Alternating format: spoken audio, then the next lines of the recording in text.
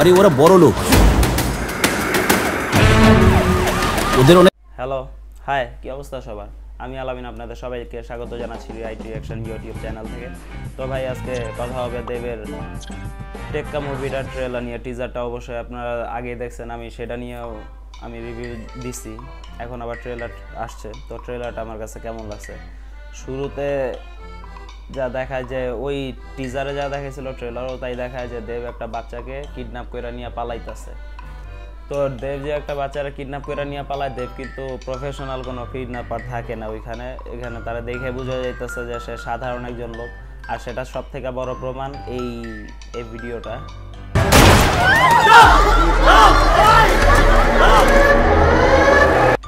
তো এইখানে যে দেব যে গানটা চালায়, গানটা ও নিজেও জানে না যে গানটা চলে গেছে। বুলেটটা যখন ছাড়ে তখন হয়তো চমকে ওঠে, তো বোঝা যায় যে আসলে সে খুব সহজ সরল একটা লোক ছিল, যে বাধ্য হইয়া এই কাজটা করতে রাজি হয়েছে, এইভাবে কিডন্যাপ করতে রাজি হয়েছে। তো সে কিডন্যাপটা কারে করে? স্বস্তিকা মুখার্জির মেয়েরে কিডন্যাপ করে।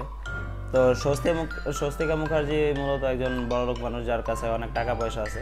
কিন্তু দেবের ডিমান্ড থাকে কি, যখন ওর জিজ্ঞেস করা হয় যে তুমি আসলে কি চাও, তখন ওর ডিমান্ড থাকে এই যে এটা, আমার চাকরিটা ফেরত চাই বাস।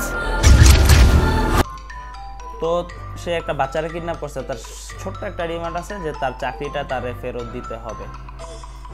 তো গরিব মানুষ, সে গরিব জন্মাইছে, তো তার অবস্থা এরকমই থাকে। তো এরপরে একটা মুহূর্ত দেখা যায়, এই যে মুহূর্তটা,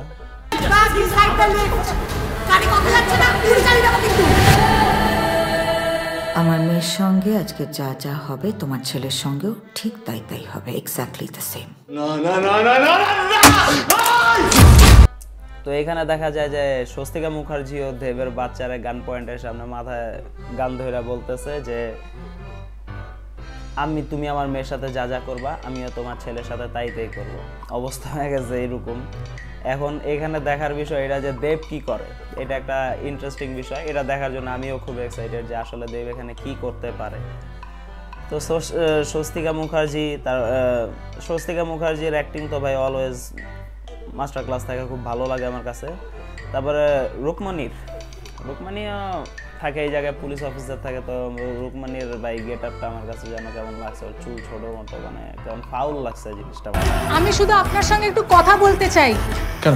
আমার কাছে দেখতে ভালো লাগে না এই গেট আপটা, বাট যে ক্যারেক্টার দিচ্ছে ক্যারেক্টারটা ইন্টারেস্টিং। ওর দেখা বুঝতে পারবো যে আসলে ওর অ্যাক্টিংটা কিরকম ছিল এখানে তো মোটামুটি ভালোই লাগছে।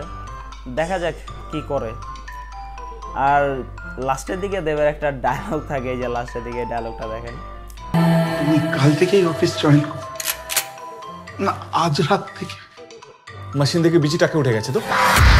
তো এটা বোঝা যায় যে এখানে একটা ভাইব দিচ্ছে যে একটা গরিব মানুষ যে চাকরি বাকরি করে নর্মালি খায়, তার মুখের ভাষা টাষা কোনো কিছুতেই কোনো লাঘব নাই।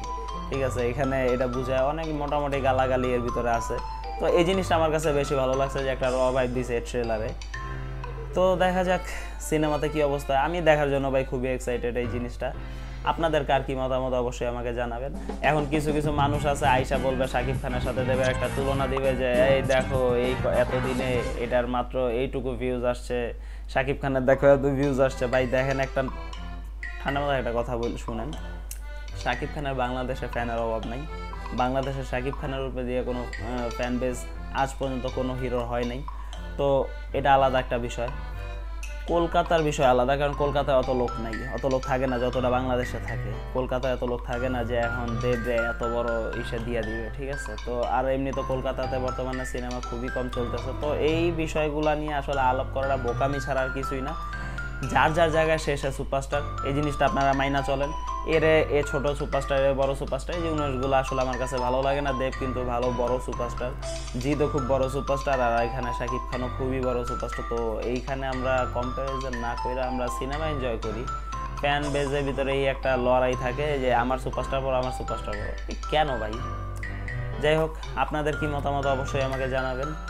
যদি আমার এই ভিডিওটা ভালো লাগে তো লাইক কমেন্ট শেয়ার অবশ্যই করবেন। আর যদি এরকম ভিডিও আরও পাইতে চান তাহলে সাবস্ক্রাইব করে পাশে অবশ্যই থাকবেন, বেল আইকনটা ক্লিক করে।